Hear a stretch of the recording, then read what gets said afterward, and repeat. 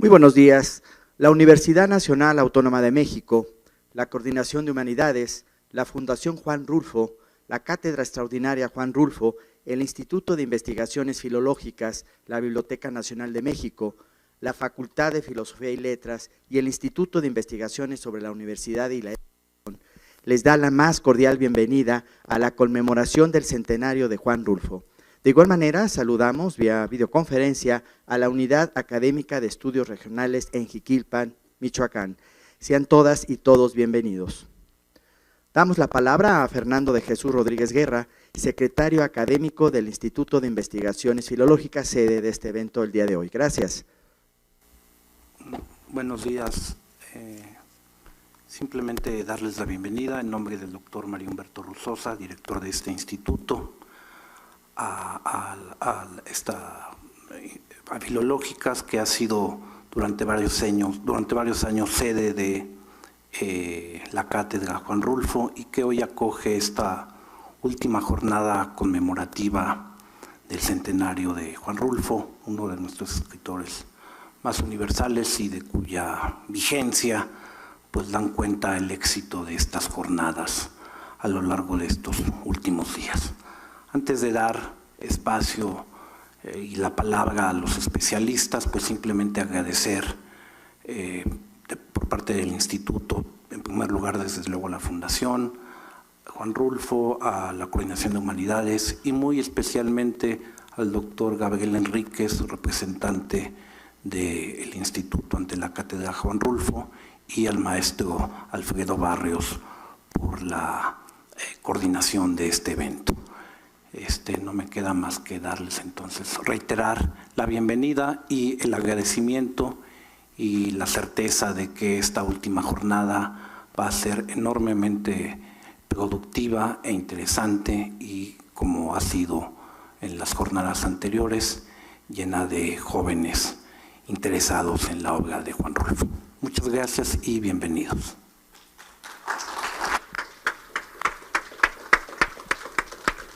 En un momento iniciaremos con la mesa número 4.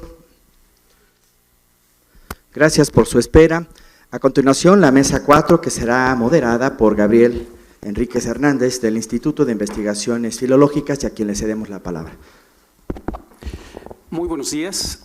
Muchas gracias por acompañarnos esta mañana.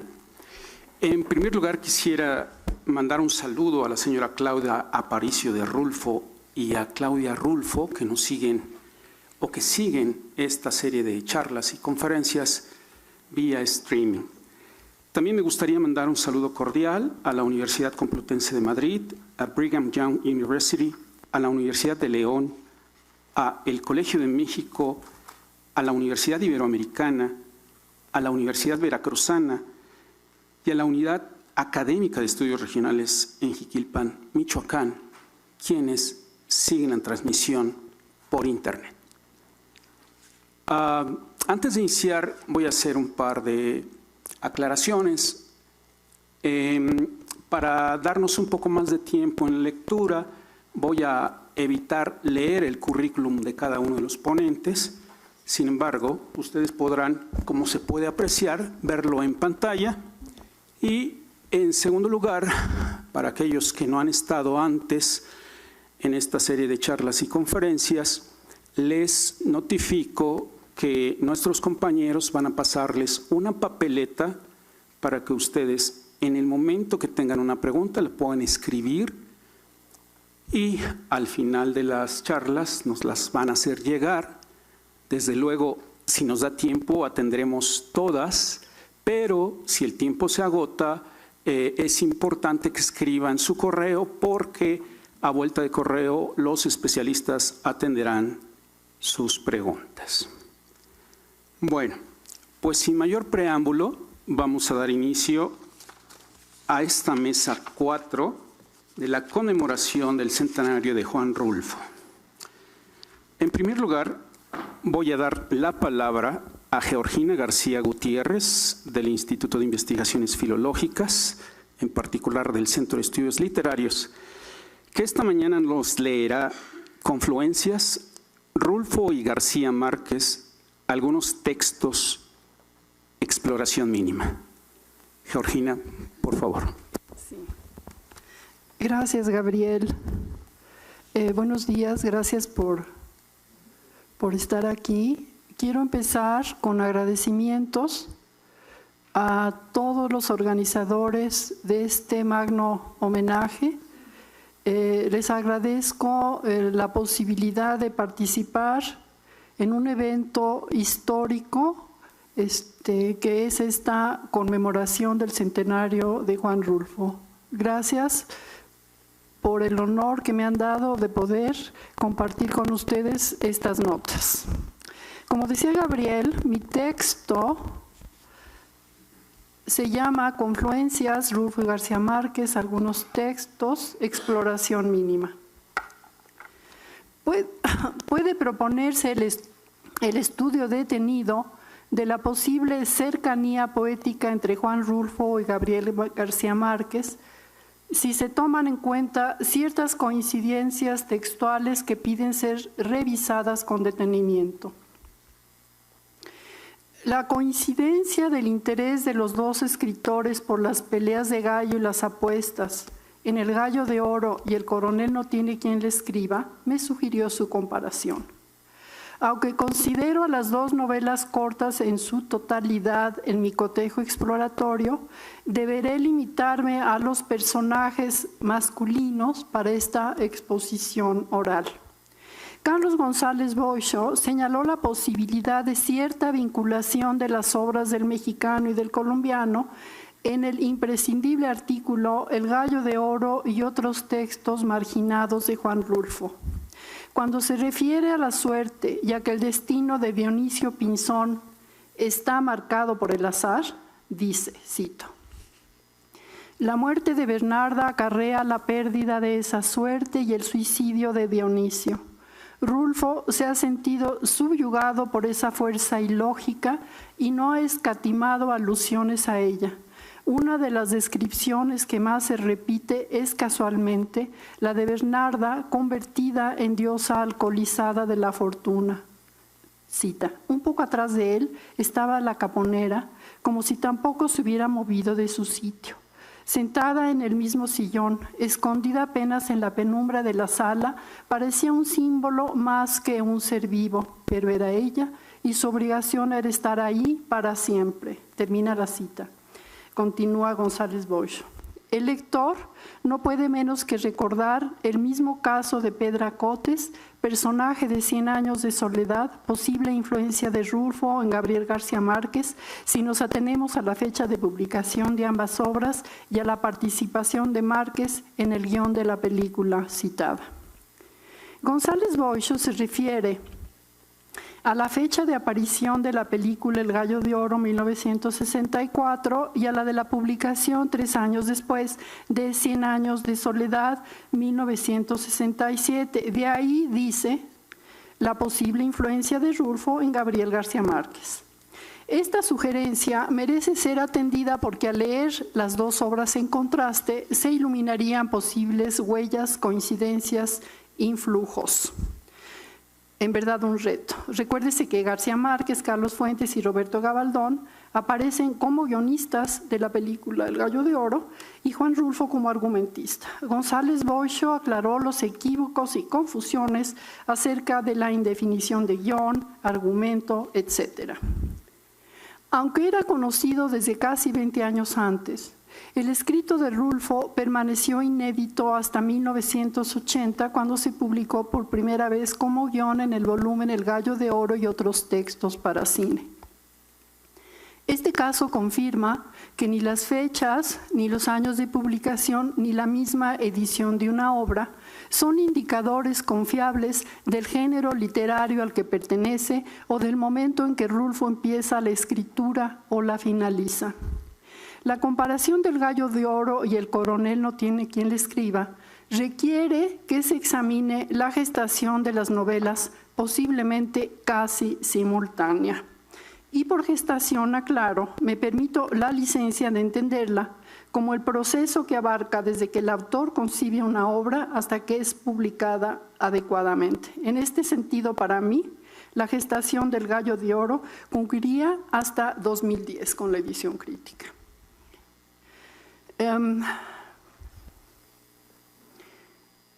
La gestación del Gallo de Oro fue un proceso muy problemático desde el principio hasta el final, como han mostrado sus estudiosos, en el cual, valga la interpretación, parecieran trasminarse los temas de la obra, la suerte, la mala fortuna, el azar.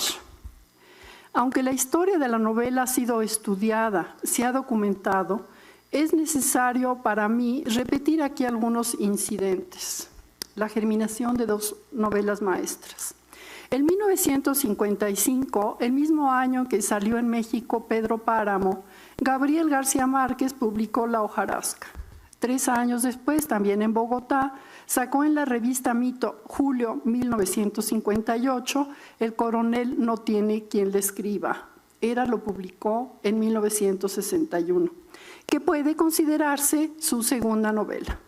Se trata de una obra de maduración detenida, muy laboriosa, pues, se ha dicho, hasta 10 veces llegó a redactar García Márquez lo que sería el manuscrito definitivo del coronel no tiene quien le escriba. Para mí, demuestra que el escritor que había empezado en el grupo de Barranquilla y experimentaba la intensidad de la búsqueda de su propia expresión, ya obtenía hallazgos importantes.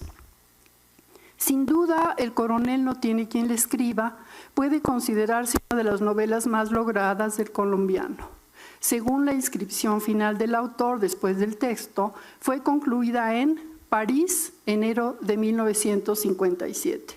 Con esta segunda novela, que fue muy bien recibida, que augura triunfos, el novelista se encuentra en la etapa fundacional de su poética y su universo literario se perfila con fuerza.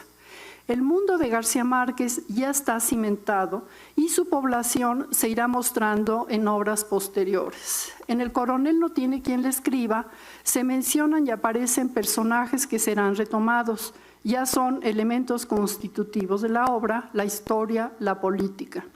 Los códigos temporales ayudan a la conformación de la novela porque siempre se precisa el tiempo natural o cronológico en que sucedió, está sucediendo algo o sucederá. Fechas, hora, estación, noche, día. Así, en las noches difíciles para la pareja de ancianos enfermos, agobiados por la vejez, la miseria, el asesinato del hijo, la represión política, no se distinguen el sueño, el insomnio y la vigilia. Delirante, la voz despierta a la esposa, cito. ¿Con quién hablas?, preguntó la mujer. Con el inglés disfrazado de tigre que apareció en el campamento del coronel Aureliano Buendía, respondió el coronel. Se revolvió en la hamaca hirviendo en la fiebre. Era el duque de Marlborough. Termina cita. Después vuelve a despertar la otra noche. ¿Con quién hablas? Con nadie, dijo el coronel. Estaba pensando que en la reunión de Macondo tuvimos razón cuando le dijimos al coronel Aureliano Buendía que no se rindiera. Eso fue lo que echó a perder el mundo. Termina cita. El coronel no tiene quien le escriba. Predice casi toda la obra por venir de García Márquez. En cambio, El gallo de oro se gesta cuando la estética y la poética de Rulfo estaban consolidadas. Esta circunstancia, que conlleva varios procesos de maduración previos, me conduce a afirmar que El gallo de oro condensa la poética rulfiana. Para mí también representa un paso del escritor hacia adelante, pues introduce innovaciones experimentales, las cuales serían motivadas por el interés de Rulfo en el cine. Douglas Weatherford, que ha analizado a fondo la relación de Rulfo y de su segunda novela con el cine, dice en Las raíces cinematográficas del Gallo de Oro que la obra, cito, representa un vínculo entre dos inquietudes creativas, una literaria y otra visual que alentaban al jalisciense. También representa, para mí también, además del paso del escritor hacia adelante, con las innovaciones experimentales, introduce una nueva temática, o mejor aún, la focalización de la mirada del autor en el mundo masculino de combate, itinerante, feroz, sangriento y bello de las peleas de gallos. El gallo de oro es la novela sobre las peleas de gallos, con sus ferias, palenques, apuestas, canciones, mujeres, naipes, alcohol. Con esta obra de madurez, un riesgo después de la consagración del Llano en Llamas y de Pedro Páramo, culmina la narrativa de Rulfo. Crece con ella la geografía imaginaria que trazó el escritor, pues además del Llano Grande de Comala, se extiende al territorio del circuito de las peleas de gallos, a cuyas poblaciones acuden galleros con sus animales. Por ejemplo, San Miguel de Milagro, San Juan del Río, Zacatecas y San Marcos. El coronel no tiene quien le escriba. Aborda también el tema de las peleas de gallos, pero el mundo masculino se centra, sobre todo, aunque sí también aborda el de las peleas de gallos, se centra en la guerra, su violencia y consecuencias, víctimas, en los perdedores. De hecho, ambas novelas, que son representaciones de lo que es ser hombre, pueden leerse también como estudios de cómo se construye la masculinidad. Podría decirse que el coronel, enternecedor en su espera, admirable en cómo se aferra a la lucha en plena vejez, sería un prototipo de virilidad hasta el final de su vida. Vive en medio de la violencia sin ejercerla. En cambio, Dionisio Pinzón, no. Obcecado, luchador que llega a ser admirable, deja de serlo porque se traiciona. Su codicia, ambición por el oro, necesidad de control matan a Bernarda Cutiño y de paso a él, porque sin ella se acaba su suerte. La gran confluencia del coronel no tiene quien le escriba y del gallo de oro radica en la singular importancia que sus protagonistas masculinos dan a los gallos de pelea. Los dos tienen una relación muy cercana con ellos, compleja, personal, aunque no sea la misma para el coronel o para Dionisio Pinzón. Los gallos de pelea cumplen varios papeles y funciones en ambas novelas. En las vidas de los novelistas y en sus carreras literarias, los momentos en que escriben las segundas novelas son muy distintos. Si tomamos como punto de referencia 1956, García Márquez tenía 27 años y había publicado La hojarasca, 1955. Rulfo andaba cerca de los 39 y en su haber Cuento a cuento, El Llano en Llamas, de 53, y Pedro Páramo, de 55. Es probable entonces la simultaneidad de la gestación literaria propiamente dicha de las dos novelas. La diferencia en lo que concierne a la historia editorial, pues de inmediato el coronel no tiene quien le escriba, fue valorada de acuerdo a sus cualidades y a su género literario, no así, como es sabido, El Gallo de Oro, cuya correcta inscripción en la historia de la literatura tomó décadas. El Gallo de Oro llegó primero al público, como es sabido, en la película de 1964 y en 1980, lo repito, se publicó por primera vez como guión. Así que hasta la edición crítica de 2010, aunque tardíamente, por fin los lectores tuvieron la certeza de que se trataba de otra novela corta de Rulfo.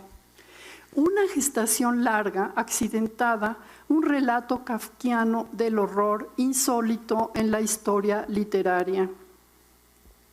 Como dato curioso, aunque de otra índole y proporción, el mismo García Márquez experimentó contratiempos cuando publicó La mala hora en 62.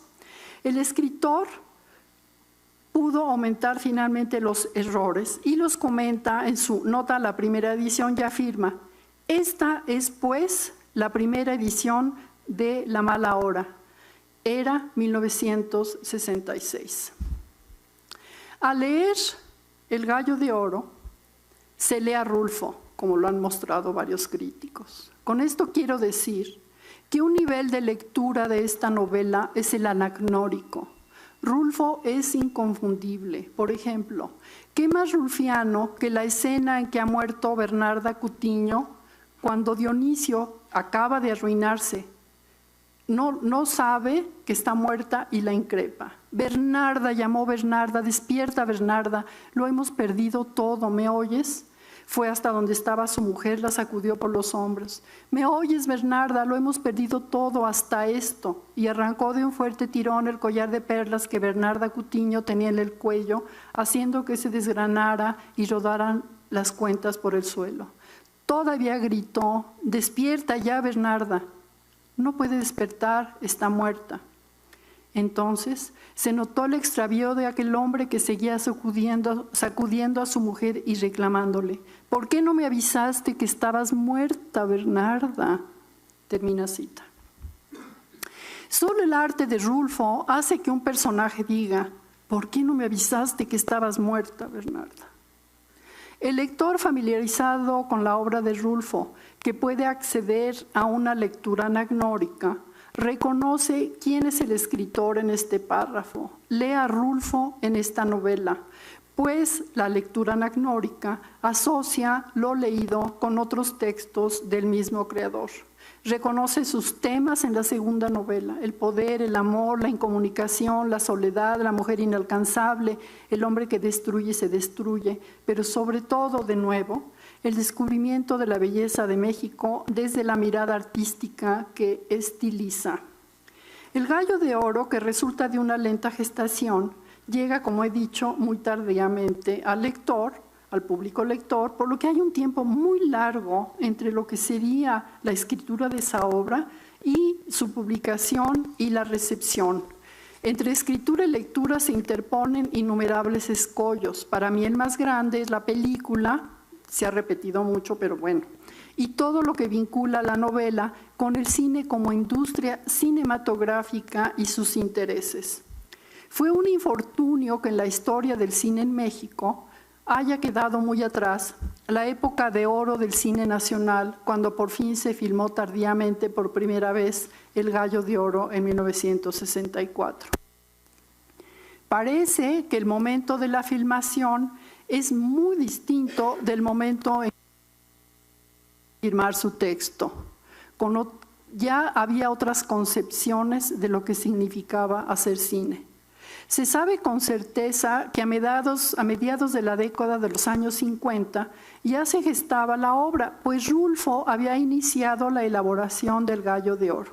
La Fundación Juan Rulfo certifica que, cito, los documentos muestran que en 1956 Rulfo se encontraba trabajando en una historia sobre el mundo de las peleas de gallos y lo urgían a terminar la misma para llevarla a la pantalla, aunque solo en enero de 1959 procedería a registrar su argumento para cine, como fue designado entonces. Rulfo no había avanzado a la velocidad que los productores de cine deseaban, pero cuando su texto llegó finalmente a ellos, tuvo que pasar todavía un lustro para la realización de la película. Termina cita. Las investigaciones de Douglas J. Weatherford sobre la génesis textual de la obra y los preparativos para su adaptación encontraron que estos, cito, ya se habían anunciado en octubre de 1956, si no antes, en una entrevista que el periódico Esto hizo a Sergio Bogan, un productor secundario de La Escondida. Ahora bien, dice Bogan, hablando del Gallo de Oro, una verdadera historia no la he tenido hasta hace unos días. Se trata de un relato especialmente escrito para el cine por Juan Rulfo, titulado El Gallo Dorado. Termina cito. Por su parte, Juan Rulfo le comentó a José Emilio Pacheco en 1959, por ahora trabajo en El Gallo de Oro, novela inédita que convertí en guión de una película que producía Manuel Barbachano. El género no me interesa. Hace 3 años, el cine asesinó mi cuento Talpa, lo hizo pedazos en una película execrable. Termina cita. El resto es historia. Más una lamentable historia desde la gestación, pues la obra fue concebida como novela. No se la consideró así, no se publicó como tal cuando debía haberse publicado en los 50. Que El Gallo de Oro apareciera primero como película me sigue pareciendo una verdadera fatalidad en la cadena de acontecimientos desafortunados y percepciones erróneas presentes en la difícil gestación no literaria de la obra que concluye, como he dicho, en 2010. Basta una sola pregunta para sopesar las consecuencias, para dimensionarlas. ¿Qué habría pasado si la película sobre Pedro Páramo hubiera salido antes que la primera novela de Rulfo? Termino mi pregunta. El hombre y el gallo. Las vidas de Dionisio Pinzón y el coronel cambian a partir de que se hacen cargo de los gallos de pelea. Esta es una coincidencia, como lo es que ambas aves atraigan la atención y cuidados excesivos de los hombres. Hasta mimos con ternura, como si fuera un hijo, en el caso de Dionisio, que lo arropa y protege. En el del coronel, el gallo es herencia del hijo asesinado y lo sustituye. Con la muerte del hijo empieza la relación del hombre y el gallo. Dionisio, que pasa de pregonero en San Miguel del Milagro a gritón del Palenque, en la misma noche conoce a la cantadora, quien llamaban la Caponera, y al gallo dorado de Chihuahua, favorito que sin embargo pierde la pelea. Dionisio lo salva de la muerte a que estaba destinado por estar herido en un ala. Ayudado por su madre, lo entierra en un agujero que hizo debajo del tejabán y deja fuera la cabeza. Empieza la relación del hombre y el gallo. Dionisio se preocupa por él, lo vela, todo el día lo vigila. Y cuando el gallo ya no abre los ojos, cito, rápidamente colocó un cajón sobre el entierro y se puso a golpearlo durante horas y horas. Quién sabe por qué, pero el gallo se recupera y puede hablarse de una identificación entre Dionisio, que tiene un brazo lesionado, lo que le impide trabajar en el campo, y el gallo con un ala lesionada también. La novela densifica la significación, empiezan los símbolos, hay lecturas, por ejemplo, hasta freudianas que se pueden hacer. El gallo dorado revive y muere la madre de Dionisio. La miseria impide comprar un ataúd y con los tablones podridos de la puerta hace una especie de jaula en la que ponen el cadáver de la madre envuelto en un petate. La entierra ahí, cito, otro día. A las primeras luces se largó pa' nunca. Llevaba solo un pequeño envoltorio de trapos y bajo el brazo encogido, cobijándole del aire del frío, su gallo dorado. Y en aquel animalito echó a rodar su suerte yéndose por el mundo. Termina cita. Las novelas entonces confluyen también en la presencia de la muerte de un ser amado, de la madre o del hijo, cuando se inicia la relación con el gallo. En El Gallo de Oro interviene además el acercamiento de la Caponera, que con Lorenzo Benavides intenta comprar el gallo dorado, que por cierto muere 2 meses después. Ya dueño de sí, sin el menoscabo de la miseria, Dionisio Pinzón empieza a jugar cartas. Apuesta todo a la sota de oros y gana. De nuevo Bernarda, y con el dinero de la Caponera, apuesta al 6 de oro y gana. La cantadora lo pone en contacto de nuevo con Benavides, que lo convence de ser su gallero.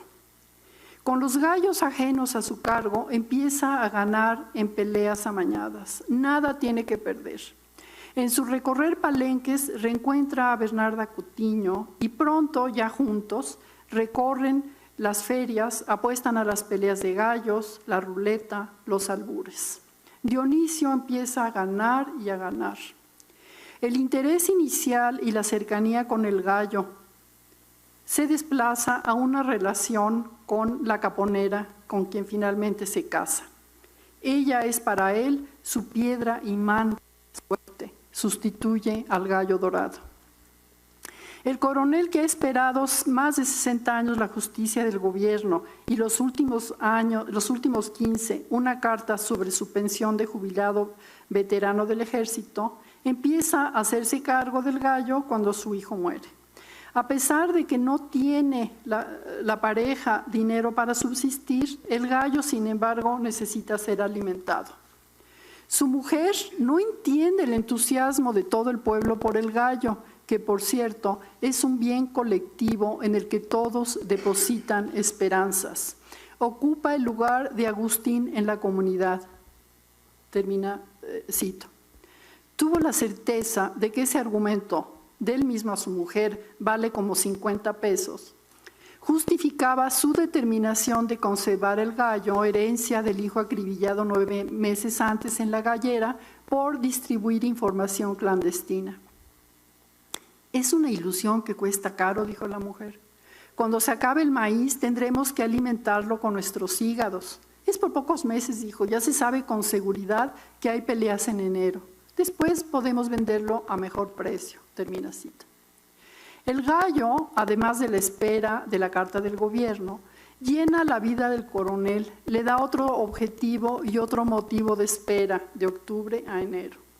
El animal llena también la casa de la pareja y el espacio narrativo porque aparece constantemente. Es una figura importante en el pueblo, además. El coronel lo defiende de don Sabas, que quiere comprarlo, como Benavides quiso comprar el gallo dorado de Dionisio. El coronel se resiste.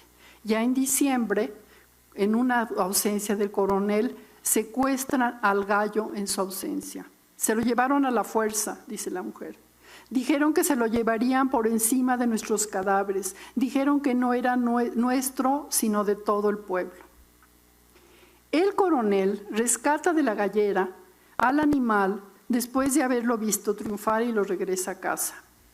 El recorrido desde la gallera a su casa despierta ovaciones. El hombre anciano tiene que defender al gallo de la codicia y de la pobreza que los acorrala a él y a su esposa, pues ya nada tienen que vender. Obsesionado por llevar el gallo a las peleas de enero, no escucha a la mujer que le conmina a reaccionar con argumentos implacables, cito. ¿No se te ha ocurrido que el gallo pueda perder? Es un gallo que no puede perder, pero suponte que pierde. Todavía faltan 45 días para empezar a pensar en eso, dijo el coronel. La mujer se desesperó. Y mientras tanto, ¿qué comemos?, preguntó, y agarró al coronel por el cuello de la franela. Lo sacudió con energía. Dime qué comemos. El coronel necesitó 75 años, los 75 años de su vida, minuto a minuto, para llegar a este instante. Se sintió puro, explícito, invencible en el momento de responder mierda. Como sabemos todos, aquí termina la novela. El coronel espera siempre, ha esperado toda su vida, pero le apuesta al gallo y se revela como un gran apostador, igual que Dionisio Pinzón. Mas si este persigue el oro, su signo, y la locura de las apuestas del juego, el coronel apuesta, como lo ha hecho desde hace 60 años, a esperar, a la incertidumbre de lo que vendrá.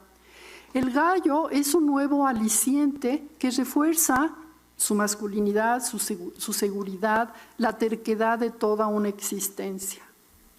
La locura de mantenerse para siempre en la incertidumbre. Dionisio Pinzón, loco por apostar por el poder, se olvida del gallo dorado que lo hizo ser.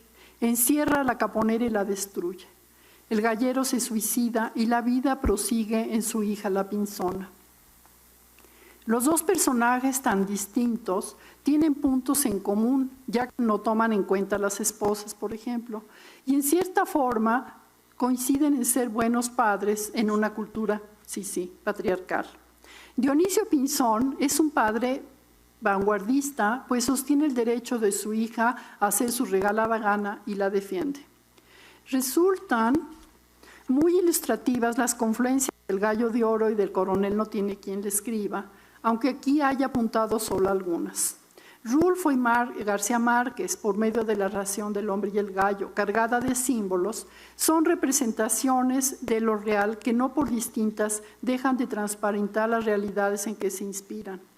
Una novela sobre la pelea de gallos en un estado de sitio en una situación social límite, abre, por así decirlo, el camino a la gran literatura de García Márquez. Otra novela, la novela por excelencia de las peleas de gallos, cierra, completa, o mejor dicho, corona, la gran narrativa de Juan Rulfo.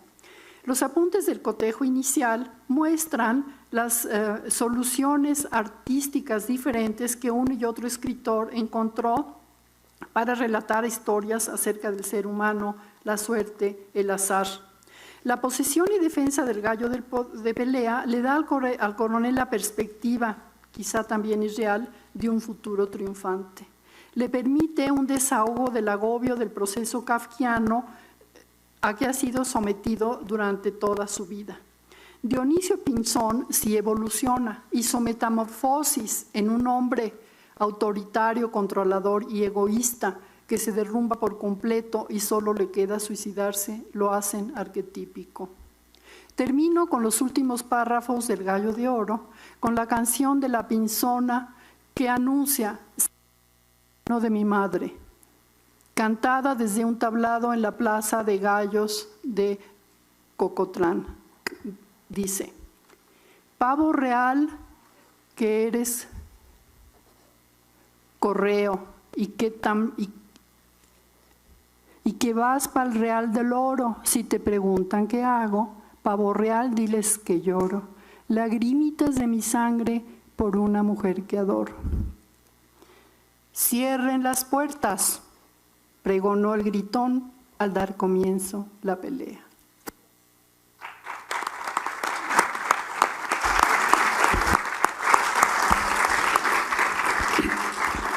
Muchísimas gracias, Georgina, por habernos ofrecido esta exploración, que sobre todo aborda los textos antes que los conceptos. Es muy célebre la relación entre el realismo mágico de los dos autores y que ahora tú has explorado de una manera más textual. Voy a dar ahora la palabra a Martín Felipe González, de la Escuela Nacional de Antropología e Historia, que esta mañana nos presentará su trabajo titulado El legado de Juan Rulfo en el Instituto Nacional Indigenista. Martín, por favor. Buenos días. Agradezco a los organizadores, a la Fundación Juan Rulfo por la invitación y bueno, mi participación es un tanto diferente a las ya conocidas, bueno, uno escucha hablar de Rulfo por grandes personajes como Galeano, García Márquez, una serie de intelectuales que, bueno, por sí solos ya es importante. Mi participación se centra en una etapa importante de un Rulfo productivo, de un Rulfo con una etapa diferente, pero no alejada a ese compromiso que asumía con las letras, pero sobre todo con las comunidades indígenas. A ver,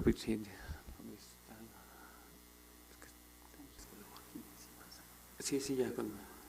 Bueno, Rulfo llega al INI en 1963, en un contexto histórico importante, pero también en un contexto de vicisitudes. Rulfo llega al INI invitado por Alfonso Caso. Alfonso Caso es uno de los intelectuales, uno de los arqueólogos más importantes del siglo XX, descubridor de la tumba 7, y con él un grupo de historiadores, sociólogos, antropólogos, involucrados en este proyecto de integración del INI por el Instituto Nacional Indigenista Revolucionario. Y bueno, a Rulfo lo invita Alfonso Caso con la idea de hacerse cargo.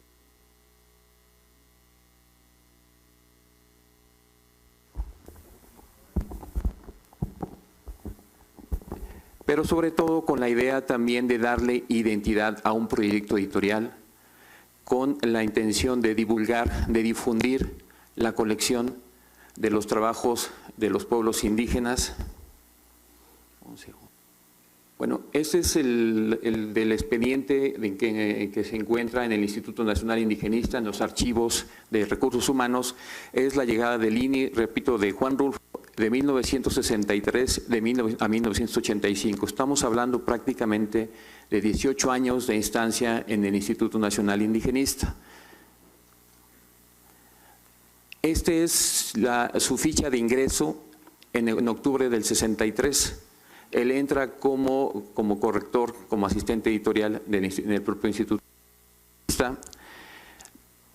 Ahí está su hoja de registro. Y bueno, la gestión de Rulfo es a partir de la fecha que viene en su hoja de registro, pero primero entra como redactor en la subdirección de publicaciones. Después asciende a jefe de departamento y en los últimos años de su trabajo en el instituto, ya como subdirector de publicaciones y de difusión. Es importante entender que el trabajo que hace Rulfo no es un trabajo propiamente como la figura o como aquel intelectual, como aquel escritor, como aquel literato que llega a escribir. Aquí en realidad su función es otra. Aquí Juan Rulfo lo que llega es a revisar, a corregir y sobre todo a discutir con los antropólogos, con algunos de ellos jóvenes, con algunos de ellos con trabajos que se hicieron en zonas indígenas, con investigaciones digamos de poca duración, con antropología aplicada, recorridos de campo, es decir, con aquellos trabajos que los antropólogos recorrían a ras de piso, de esta antropología aplicada que implicaba involucrarse en las comunidades, estar varios días, y la función de Rulfo con un equipo con un equipo limitado. Rulfo tenía propiamente un asistente y una secretaria, o una medio asistente, porque la labor de Rulfo era entre esta parte administrativa y esta parte académica, es decir, estaba en una posición en ocasiones difícil. Sin embargo, a decir de la gente que lo conoce y que lo conoció y que aún en la actualidad están en vida, era difícil había un respeto por Rulfo, por esa trayectoria que a veces los antropólogos tenían que escuchar a Juan Rulfo con sus observaciones. La mayoría de la gente que lo conoció argumentaba que Juan Rulfo no hizo trabajo de campo cuando se estaban revisando estas publicaciones, pero lo compensaba con documentarse, con revisar bibliografía. Si nos ubicamos en los años 60, bueno, la bibliografía es limitada sobre temas. Las bibliotecas que ahora conocemos que están en red, en aquel momento no existían. Sin embargo, bueno, él se documentaba, discutía con los antropólogos, sobre todo con los antropólogos de campo, y bueno, él de alguna forma intentaba, les planteaba cómo debería leerse mejor su obra. A decir de antropólogos como Salomón Nachman, que es uno de los antropólogos todavía en vida que ha ganado muchos reconocimientos, como el premio Malinowski, decía, cuando revisó mi libro de los Mijes y me hacía algunas observaciones, yo decía, bueno, ¿qué puedo decirle a Rulfo después de lo que ha hecho, después de ser uno de los escritores más importantes del siglo XX, o el más importante del siglo XX, decirle que no, pues era difícil, ¿no? Y bueno, la trayectoria de Rulfo durante estos años también tuvo que ver con un contexto social importante, difícil. Él tenía una oficina en la Avenida Revolución, casi esquina con Barranca del Muerto, cerca de Metro Barranca del Muerto, y él no fue ajeno por testimonios también que en algunas conversaciones que he tenido con algunas gentes allegadas a él, no fue ajeno al movimiento del 68. Su llegada al INI es en 1963 a las oficinas centrales, y el movimiento del 68, 5 años después. Él dice, estando en las oficinas, bueno, escuchaban la algarabía y siempre estuvo informado de este tema. Bueno, como comentaba, los trabajos revisados por Juan Rulfo tiene que ver con el trabajo que se hizo en zonas indígenas.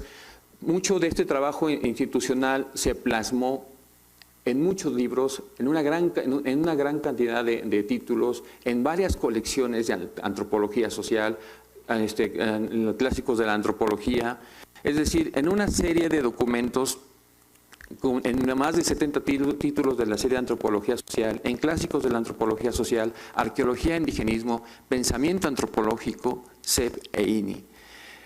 Aquí les proyecto una serie de, y bueno, los temas de investigación que él revisó, que él discutió con los autores, tenía que ver con política indigenista, integración, historia regional, pensamiento antropológico, etnografía, es decir, una serie de temas de los que evidentemente cualquier corrector pues no tiene el manejo o el bagaje cultural. Sin embargo, a decir, repito, de aquellos antropólogos como Ricardo Posas, como Salomón Acmac, como aquellos que lo conocieron, era el compromiso que tenía o que asumía con las comunidades indígenas, porque él planteaba que los indígenas representaban, él los admiraba o los respetaba porque tenían un respeto por el cosmos, ¿no? Sobre todo por lo sobrenatural, y que en aquellos tiempos se estaba perdiendo ese respeto por lo sobrenatural. Bueno, otros temas que incluye estas colecciones en las que Rulfo revisó y en algunos momentos corrigió, son una serie de modernidad, arqueología. En este proyecto del México posrevolucionario, en la idea de construir un país moderno, no olvidemos que la Revolución Mexicana termina en los años 20, y bueno, estos son los grupos étnicos con los que trabajó, de los títulos que trabajó Rulfo: mayas, tzetzales, tzotziles, mazatecos, chinantecos, es decir, todo este bagaje, toda esta diversidad cultural que hay en México a lo largo y a lo ancho del territorio. La mayor parte de estos títulos pasaron sobre los ojos y sobre la pluma de Rulfo para corregir. Bueno, aquí están algunas por las portadas de algunos libros. Por ejemplo, aquí está el ejemplar, aquí están las portadas, los de la política indigenista. Es esa bibliografía obligatoria para los historiadores. Medicina y magia, aquí está. Formas de gobierno indígena. Antropología de una presa. Este trabajo tiene que ver con la reubicación de los mazatecos y chinantecos, un problema social muy importante y muy complicado en los años 50 por la construcción de las grandes obras hidráulicas, mercados indígenas, es decir, una serie de temas, la antropología aplicada de Manuel Gamio, otras series de títulos, empleo y migración, impacto en la economía moderna, es decir, toda una serie de temas. Darle identidad a un trabajo editorial, a un trabajo de investigación, requiere de un gran esfuerzo. Insisto, Juan Rulfo, su labor como editorialista, como subdirector de investigación, es en una oficina pequeña, con un limitado recursos, y práctica, y sobre todo atender también cuestiones administrativas, ¿no? Es decir, una serie de títulos que hablan de la necesidad de divulgar las condiciones, las características, las virtudes y sobre todo las condiciones en que vivían los pueblos indígenas. Pero sobre todo también nos habla de este espacio donde Rulfo se sentía cómodo, o si no cómodo, donde se sentía bien, porque podía discutir, podía conversar con aquellos intelectuales de la época. No olvidemos que en los 60s poca gente se dedica a hacer trabajo académico, pero sobre todo poco trabajo en zonas indígenas y con un compromiso social y en algunos momentos hasta de izquierda.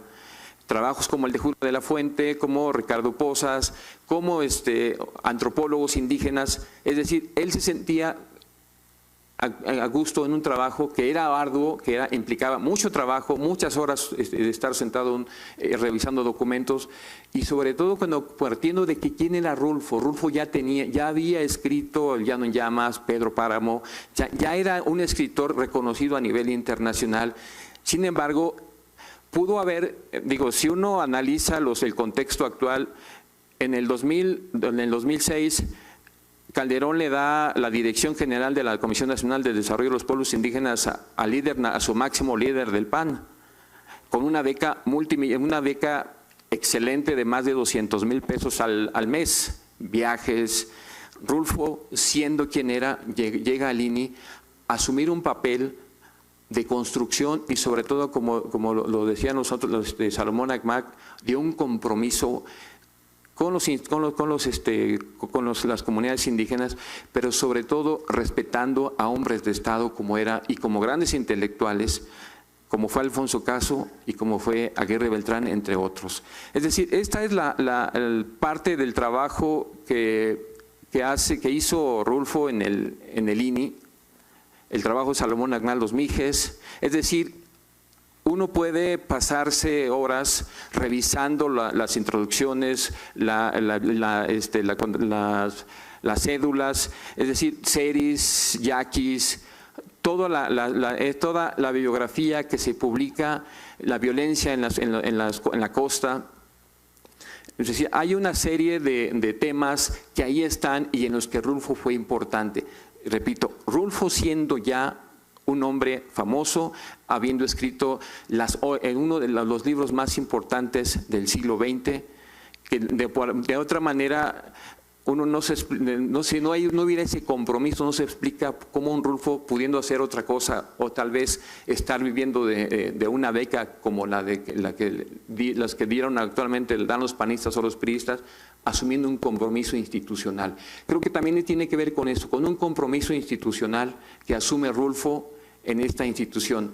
Y además, no solo en esta parte, no solo se dedicaba a hacer la revisión de los textos, también escribía en algunos, o debatía con algunos intelectuales dentro de la publicación mensual que tenía el INI, como era Acción Indigenista.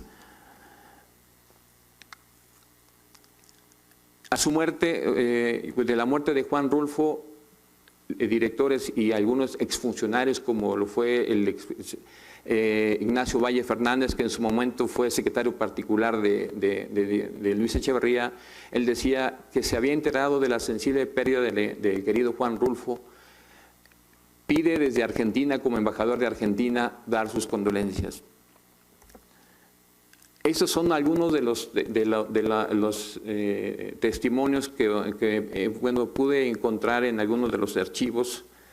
Ricardo Pozas decía que Juan Rulfo se había caracterizado por ser un hombre curioso, por involucrarse en la vida de las comunidades indígenas, y siempre buscó esa literatura que le permitiera entender más a las comunidades y a los pueblos indígenas. Y bueno, él dice que muy pocas, lo que yo mencionaba hace rato, que Juan Rulfo no hizo trabajo de campo, sin embargo, siempre se documentó, siempre buscó la información adecuada para tener un juicio lo más certero posible o lo más adecuado posible al tema que estaba revisando. O sea, no solo se remitía a revisar, sino a dar sus puntos de vista y de repente, en muchas ocasiones, a cuestionar los trabajos de los antropólogos. Bueno, otro de los testimonios del propio Ricardo Pozos era que no solo, además del compromiso que se asumía como las comunidades indígenas, Rulfo tenía en mente siempre dignificar al indio. Es decir, siempre buscaba que los antropólogos, que los historiadores que a él les revisaba, siempre les preguntaba ¿estás seguro que la información que me estás señalando aquí refleja la realidad de las comunidades? Salomón Agmac, en una de las últimas entrevistas que le hice antes de este evento, decía, cuando revisaba mi texto y yo le mandaba por memo, o le mandé por memo a mi trabajo, en la última parte le decía, de no haber sido por usted, tal vez mi trabajo no hubiera salido. Entonces, creo que, insisto, esta parte de este Rulfo productivo de un hombre de 40 años que llega al INI, que llega con todo ese currículum y con en su haber escrito las obras más importantes, habla mucho más de un Rulfo con un compromiso social, con un compromiso hacia las comunidades indígenas, pero sobre todo el respeto al trabajo de los demás. Y sobre todo el respeto a las comunidades indígenas y a sus subalternos. Aquí dejo mi participación, espero, repito, esta es una faceta diferente a la del Rulfo, el literato, a la del Rulfo el escritor. Es un Rulfo que está atrás del escritorio, pero está contribuyendo a darle identidad a una colección o a varias colecciones de la antropología social en México y a un proyecto de trabajo institucional como fue el indigenismo de integración y el indigenismo de participación. Muchas gracias.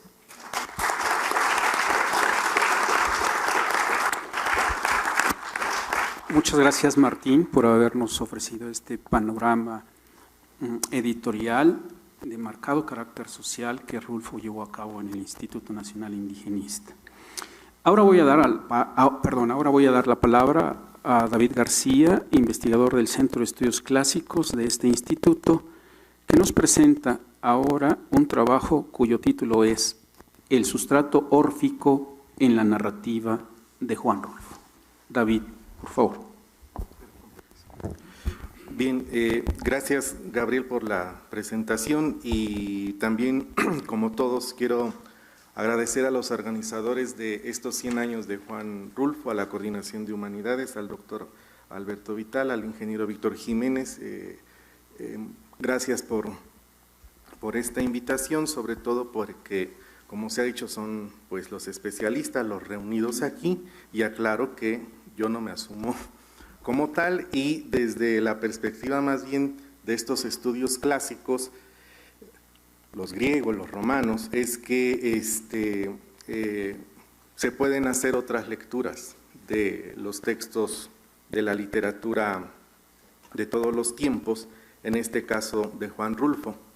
Por eso el título de esta participación, como ya dijo Gabriel, es hablar del sustrato órfico en Juan Rulfo, no porque Juan Rulfo tuviera o hubiese tenido, no lo sabemos, por otro lado, quizás sí, contacto con esta literatura órfica que además de escasa, es bastante críptica, y hasta hace poco incluso se han descubierto otras tablillas con inscripciones órficas, así que bueno, todo esto es más bien comparativo y con las reservas del caso.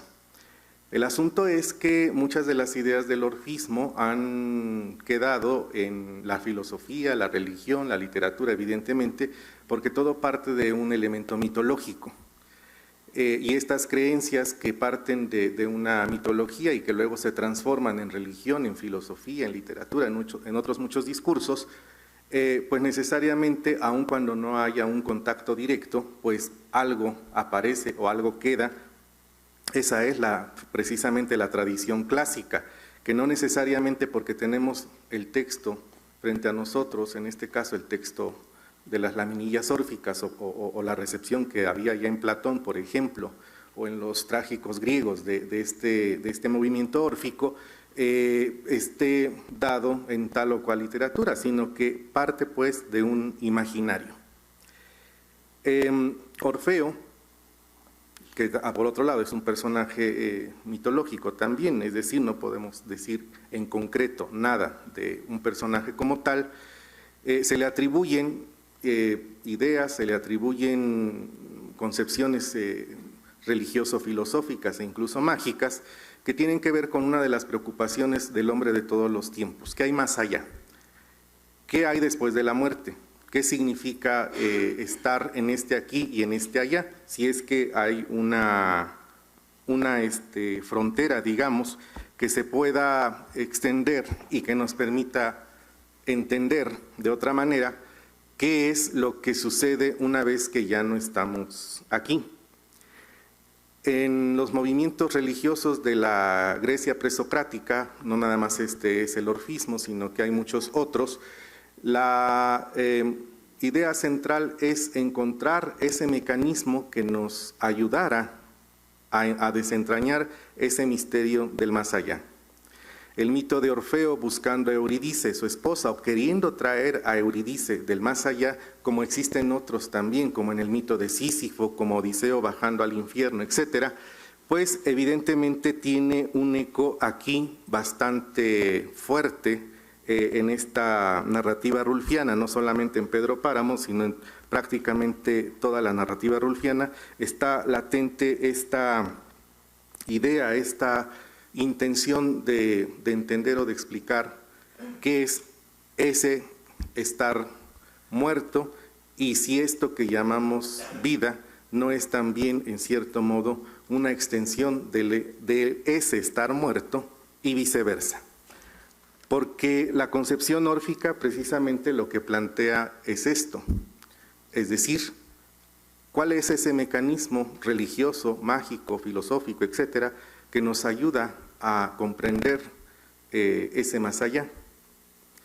En el orfismo se plantea, una de las tesis centrales del orfismo es comprender que el cuerpo es tumba del alma.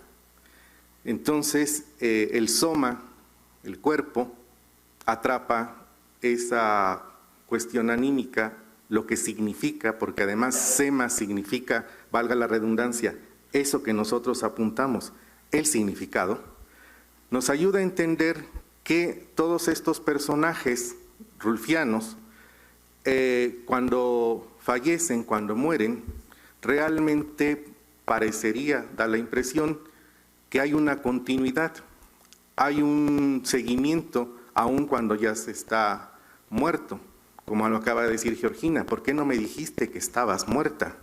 ¿Sí? Y es esto, es como cuando Miguel Páramo salta el cerco y sabemos que ha muerto, ¿no? Lo intuimos cuando se lo está diciendo a Eduviges, y Pedro Páramo dice, pero yo salté, sé que salté la cerca y seguí adelante. Y lo único que encontré, lo único que vi era humo, humo, humo. Rulfo lo repite 3 veces en el texto para que quede claro al lector que lo único que vio ese cuerpo alma que salcó la cerca no era otra cosa más que humo, humo, humo. Eduviges de algún modo ya sabe que está muerto, ¿sí? Sabemos, como en algún momento dijo también el propio Rulfo, en una entrevista con Somers, Comala es un pueblo de muertos, todos están muertos, incluso el que narra, lo sabemos, está muerto. ¿Qué es ese narrar entonces desde la muerte?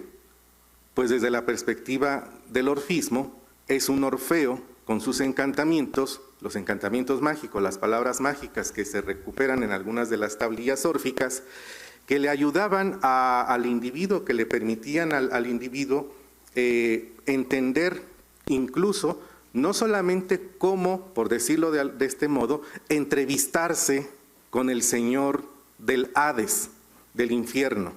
Todos los, en la concepción griega, todos estos muertos van a dar a un lugar que es el Hades, y es un lugar que no es propiamente el infierno en nuestra concepción occidental, judeocristiana. El Hades es simplemente el lugar a donde una vez que se desecha la materia, soma, lo que resta es sema, y ese sema va a dar a ese Hades, esperando que en algún momento, según el orfismo, haya una transmigración.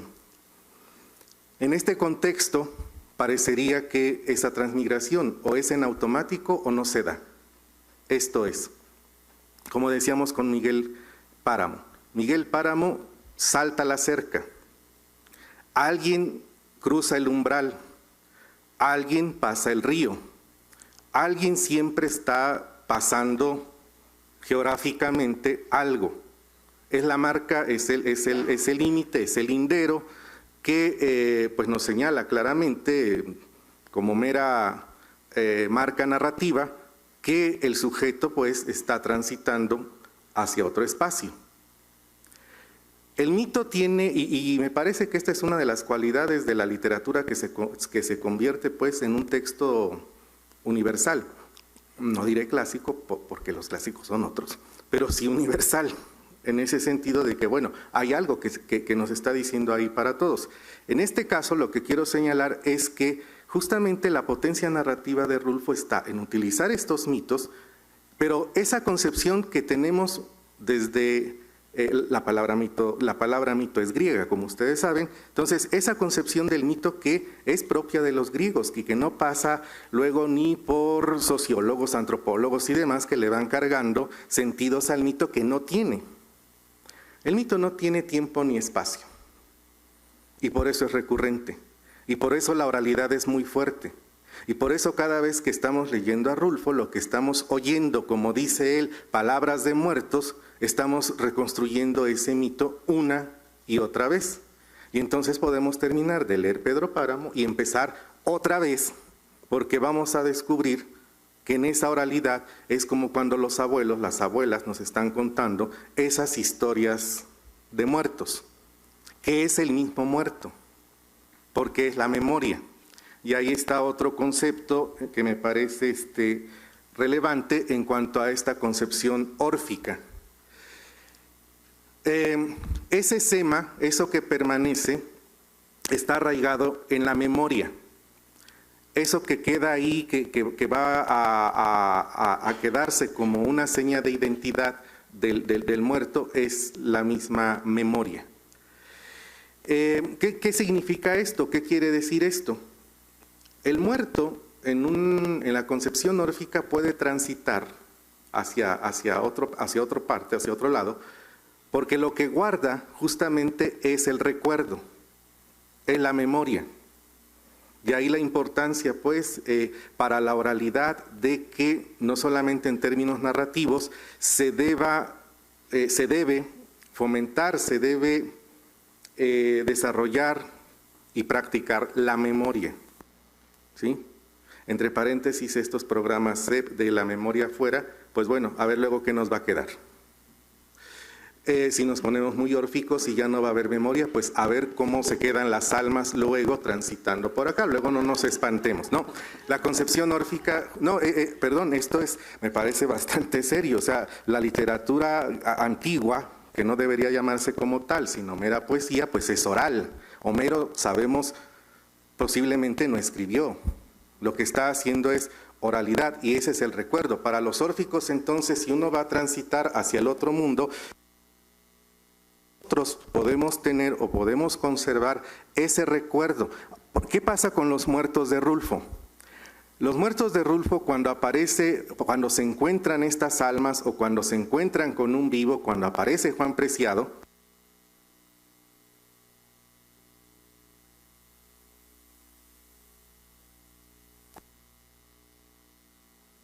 como sabemos, llevaba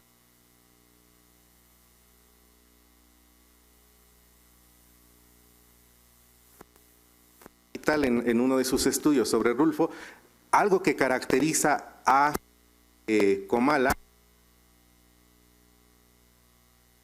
índice de la escritura, como puede ser, por ejemplo, que aparece un periódico, está tapando los pies de Susana San Juan. Susana no está leyendo el periódico, es más, lo tiene en los pies. A veces para eso sirve, perdón, ¿no? Lo tiene en los pies, no hay... ¿Y esto qué implica? Pues que no necesitamos esa escritura para tener memoria. El muerto entonces va a recorrer la geografía al inframundo justamente guiado por esos recuerdos. Y esos recuerdos se activan, si podemos nosotros leer así algunas de las tablillas que refiere o que se conservan, ¿no? del mundo órfico, podemos nosotros entonces entender allí que esos datos que se supone da Orfeo para que los muertos bajen o él los conduzca también, tiene que ver con esa activación del recuerdo. ¿Qué hace la madre de Juan Preciado sino heredarle a Juan Preciado su memoria? Vas a ir ahí y lo vas a ver con mis ojos, ¿sí? Ahí, a través de los ojos de una memoria que hereda un muerto, que es esto, ¿no? Cuando el abuelo nos cuenta o los abuelos ya no están y entonces uno regresa al axis mundi. Comala es el axis mundi. Este entender que a veces lo tomamos como algo muy provinciano, que no lo es, más bien es muy universal, de donde uno es, de donde uno está, ese es el axis mundi, y no es una cuestión muy individualista, es ese volver, es ese recordar. Orfeo entonces le dice, y vas a bajar, y te vas a encontrar con, y vas a encontrar tal cosa, le va dando las señas de identidad, diremos, para que encuentre o sepa qué es lo que tiene que hacer cada vez que se encuentre con un punto tal que le active la memoria. Entonces, si esto sucede así, si hay un soma, hay un sema y hay en un tercer punto una memoria ahí enterrada que nos permite entender qué es ese otro mundo, Comala o cualquier pueblo de los que describe Juan Rulfo, pues también es otro soma, sema, memoria. Comala, Lubina, etcétera, son tumbas abiertas, que entre el que quiera, ¿sí? Ahí el juego es, o más bien la regla órfica es, trae tu memoria para activarla.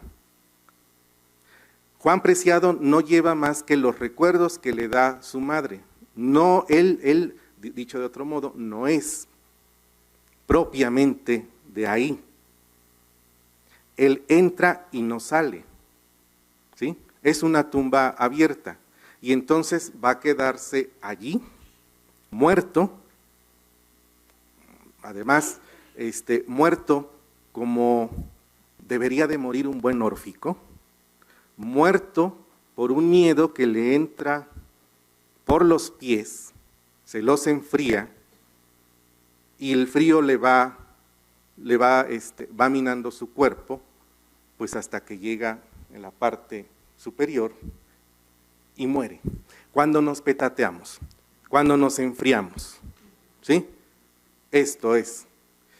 Y entonces es relevante esto porque evidentemente una muerte violenta, y Rulfo está lleno también de imágenes violentas, pero cuando Rulfo habla de violencia en esa Comala y se refiere o describe algo con la palabra sangre, notemos que esa sangre, podemos decir, es una sangre contenida. A pesar de la violencia, no es un baño de sangre. A pesar de las descripciones que nos dice de violencia, en fin, no es, a final de cuentas, el derramamiento de sangre. La sangre que se derrama es para llamar a los dioses infernales. Y solo se derrama, según estas creencias antiguas, cuando se va a llamar a esos daimones para que ayuden al soma sema a transitar. Aquí cuando se menciona la sangre es más bien, como sucede con muchas imágenes de Rulfo, para darle color a las escenas. Pero no para tirar, diremos, sangre gratuitamente. Como decía al principio, desconozco, y quizá los especialistas, alguien pueda orientarme, desconozco si Rulfo tenía noción o conocimiento de este pensamiento, pero estos elementos, la geografía, la teoría del soma sema, la memoria, la sangre, por lo menos, son elementos de contacto que nos permiten descubrir que esta narrativa rulfiana está pensada geográficamente, enmarcada en una geografía que siempre implica o que siempre está ahí latente para decirnos cómo es el descenso al infierno. El ejemplo más claro, como decíamos, es ese mundo de Comala. Juan Preciado llega y toda la geografía que llega a la entrada de Comala y toda la geografía que se va a describir ahí, la podemos trazar, y no lo haremos, ya estamos colgados, se puede trazar de manera análoga con la descripción órfica. El segundo párrafo de Pedro Páramo Si lo leemos de otra manera, ¿no? Si estuviera aquí Platón leyendo a Pedro Páramo, diría, ay, este señor es órfico. Vine a Comala porque me dijeron que aquí vivía mi padre, un tal Pedro Páramo, estoy situado ahí en el cruce de los encuentros, va a aparecer Abundio, estoy sintetizando para no leer, y va a empezar el descenso. Y esa geografía, ese descenso, que aparece en otras muchas literaturas, ahí tienen a Dante describiendo su entrada al infierno, etcétera, etcétera, ese descenso, con sus marcas, y vas a encontrar ahí, después del río, ahí vive doña Eduviges, dile que te mando yo, etcétera, etcétera. El río, el árbol, incluso el pájaro que parece cruzar burlándose de los hijos de Pedro. Es que todos somos hijos de Pedro Páramo. Cuar, cuar, cuar, cuar. Se ríe ese pajarraco. Todos son índices que los podemos trazar análogamente cuando, según estas tablillas órficas, Orfeo, con su música, con sus claves de encantamiento, con su palabra, e indicando a esa memoria cómo hacer el recorrido, puede entonces llevar a ese soma, sema, mneme, memoria, porque son esas tres entidades, soma, sema, mneme, para que el ciclo se repita. Y otra vez vamos a encontrar, ya no a un Juan Preciado, le pondremos otro nombre, que la literatura para eso sirve también, para hacer cadenas de historias, a otro hijo de Pedro Páramo, todos somos hijos de Pedro Páramo, cantando o contando su historia como si fuera un Orfeo. No me voy a detener más, como ya les decía, simplemente diré lo siguiente. Para concluir, se ha reconocido también que la escritura de Rulfo refleja la musicalidad del habla. Su prosa es un encantamiento órfico porque las frases cortas y cargadas y plenas de sentido, los encabalgamientos propios de la oralidad que describen el cosmos en consonancia con la materia de lo descrito, esto es, una cadena de éfrasis fragmentados que encaminan al lector a transitar por sus líneas como un Orfeo.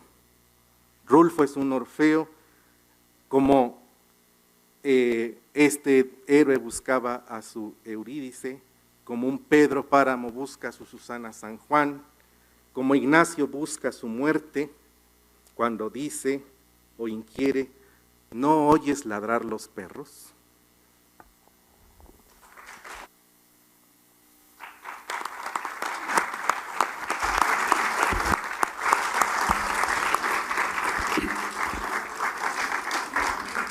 Muchas gracias, David, por habernos ofrecido este sustrato órfico en la narrativa de Juan Rulfo, pero sobre todo, y muy a propósito de la memoria, por habernos recordado que el punto de partida de la tradición poética de Occidente está, en su más sentido, en su más estricto sentido, en los clásicos. Voy ahora a leer algunas de las preguntas que me han hecho llegar, y no tiene ningún destinatario en particular, así que la voy a hacer y el que quiera responderla, con mucho gusto, y el paso al micrófono. La primera dice así: ¿por qué la obra de Juan Rulfo es universal y no clásica?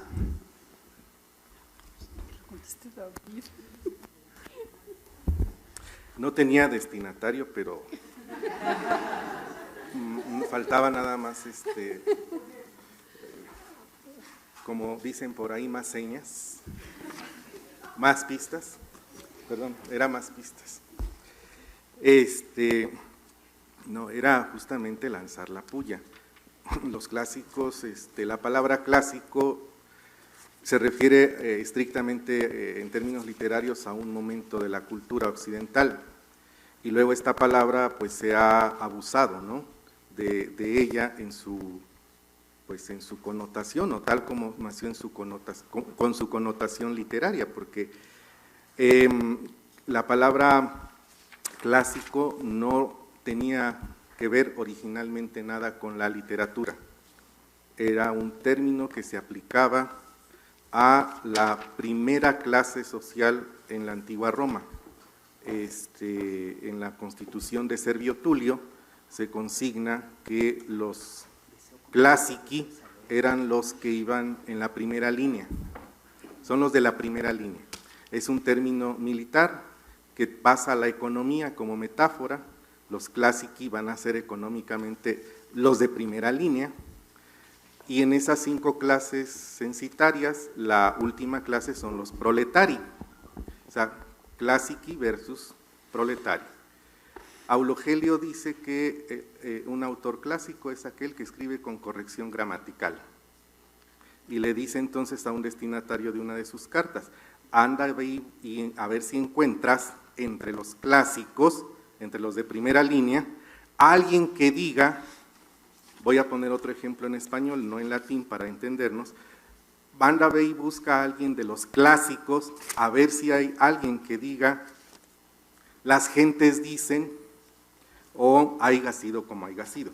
No dice así Aulo Gelio, está poniendo un ejemplo en términos latinos cuando se usa mal un caso o cuando se usa mal el singular por el plural o este tipo de cosas. Aulo Gelio asienta que el autor clásico es el que, a través del cual uno aprende, a través de sus escritos, la corrección de la lengua. Y los clásicos ya con el tiempo, no voy a, porque no es el caso, pero además va mucho pleito en medio, luego vendrá la querella entre antiguos y modernos, hasta llegar hasta nuestros días.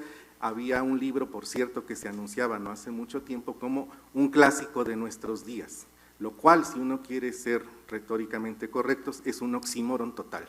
No hay clásicos de nuestros días. Voy a dar lectura a la siguiente pregunta. Martín Felipe González pregunta: ¿existe en el INI documentación de textos escritos por Rulfo en relación a sus reformas? Y otra vinculada a la primera que dice: ¿se publicaron algunas introducciones de su autoría en algunos de los libros, supongo editados por él?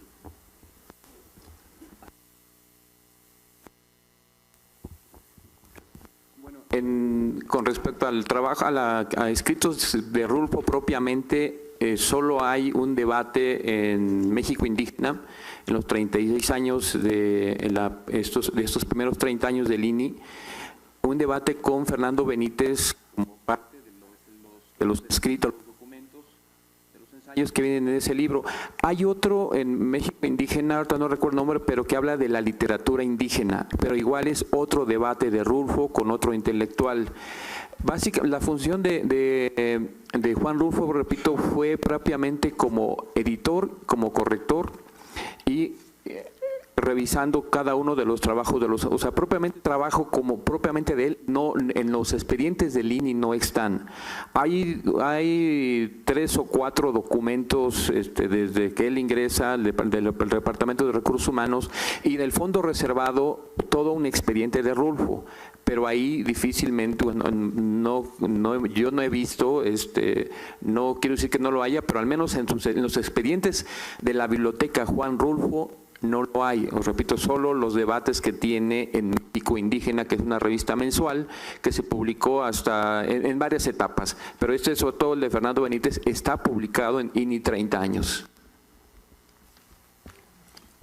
Vamos a dar paso a la siguiente. Me parece que es una pregunta general, no necesariamente vinculada con la mesa, aunque tiene cierta incidencia. Primero le voy a dar la palabra a Lini, pero dado que estamos entre especialistas, si hay alguien que pueda ampliar la respuesta de Martín, podemos abrir un micrófono para poder dar una respuesta con mayor precisión. Dice la pregunta así: tras la matanza de Tlatelolco, hubo autores que protestaron. Agustín Yáñez intentó renunciar a la SEP. Paz dejó la embajada en la India. En este contexto, ¿qué actitud tomó Rulfo dentro del INI? Años después, Díaz Ordaz le entregó el Premio Nacional de Literatura. ¿Cuál fue la respuesta de Rulfo? No, esa parte no. entonces. ¿Hay algún especialista que quiera aproximarse a una respuesta? No sé si Víctor quieras comentar algo respecto a eso. Yo me refería a la actitud de Rulfo en el 78, el martes. Bueno, pues en ese caso podríamos recomendarles que vieran las conferencias que están en el sitio de homenaje que la Coordinación de Humanidades ha creado y que permanecen ahí. Pueden consultar o ver el video con la respuesta del arquitecto Jiménez. ¿Tienes otra pregunta? Eres muy requerido, Martín. Gracias. Sí. Rulfo, al ingresar al INI y dejar la creación literaria, tiene otra vida y propósitos. ¿Cuáles son estos? Una pregunta que quizás solo, bueno, Rulfo la pudiera haber contestado, pero bueno, en algunas de las, si uno revisa las publicaciones que han salido, por ejemplo, la revista Nexos, algunos documentales que han salido en Canal 22, bueno, él dice que él tenía un enorme compromiso con los pueblos indígenas por su condición de vulnerabilidad, pero sobre todo por ese respeto a lo sobrenatural. El trabajo, bueno, hay un testimonio, bueno, en conversaciones para este tema, para esta exposición, hay una entrevista con una conversación de Rulfo con el propio Alfonso Caso, en el que Alfonso Caso le dice a Rulfo, señor, usted ha hecho mucho por el país, es el momento de que el país haga algo por usted, que le retribuya parte de lo que le usted ha dado al país. Entonces, creo que ahí resume parte del compromiso de Rulfo, o sea, pudiendo haber, repito, quedándose en casa, se compromete con un proyecto institucional, un proyecto de publicación, sobre todo para dar a conocer, difundir estos trabajos. Bueno, yo creo que ese es un propósito importante y sobre todo que pudiendo haber hecho otras cosas, posiblemente escribir en un periódico. Sin embargo, me parece que hay cierta congruencia en lo que dice en sus entrevistas. Ese gran compromiso con las comunidades indígenas fue parte de su proyecto. Bueno, vamos a dejar descansar a Martín porque aún tiene otras preguntas y mientras yo creo que David puedes contestar esta pregunta que hace Claudia Ramos del posgrado de la UNAM. En cuanto a la transmigración de las almas, en el libro de La República se relata el armenio que las almas han de tomar de las aguas del río Leteo para poder ocupar otro cuerpo sin recuerdos. ¿Cómo se elaboró esta tradición con la órfica? Me parece que es más o menos como cómo se relaciona esta tradición con la órfica.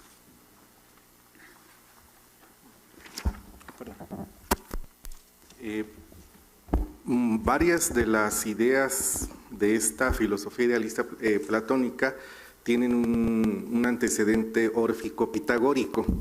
De hecho, hay toda una discusión sobre todo aquello que Pitágoras se apropió de la teoría órfica y pasó luego a Platón.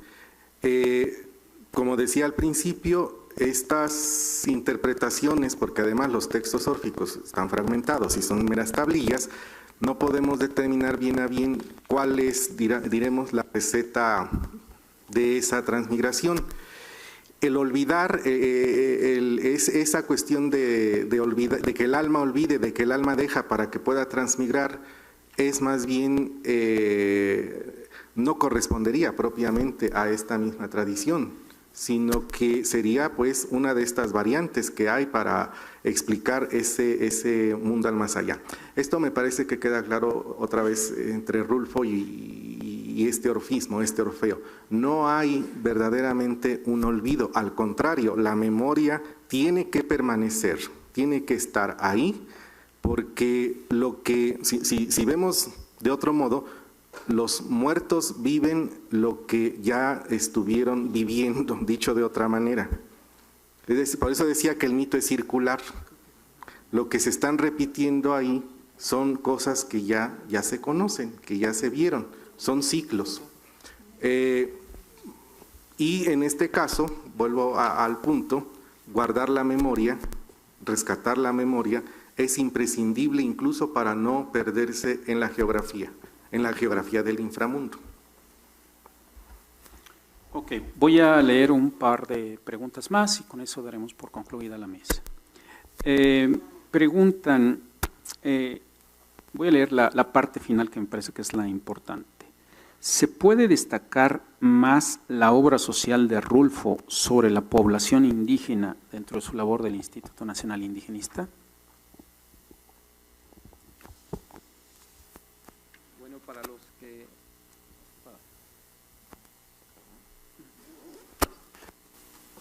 los que hemos hecho trabajo de campo, hemos trabajado en instituciones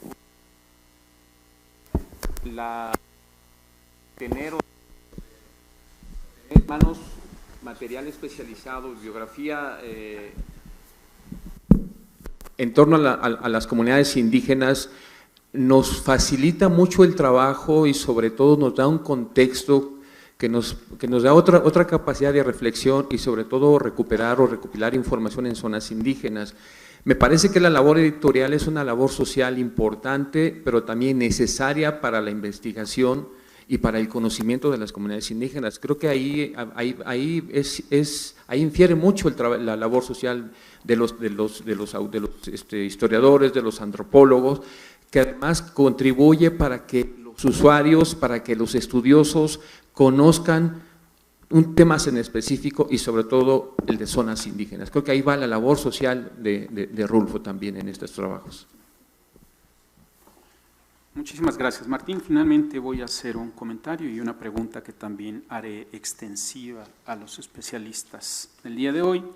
¿Qué dice así Liliana Weinberg, del CIAL, manda amplias felicitaciones a la mesa y pregunta, ¿hay algún testimonio de la lectura que Rulfo hubiera podido hacer de Juan Pérez Jolote? ¿O algún comentario de Posas sobre Pedro Páramo?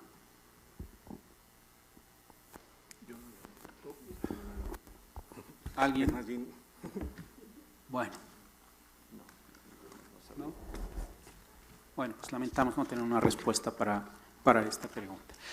Bueno, finalmente queremos agradecerles una vez más su presencia esta mañana y los invitamos a un pequeño receso para regresar después a la conferencia magistral que impartirá Douglas J. Weatherford de Brigham Young University, titulada "Y otros relatos, Juan Rulfo, más allá de dos títulos". Muchas gracias.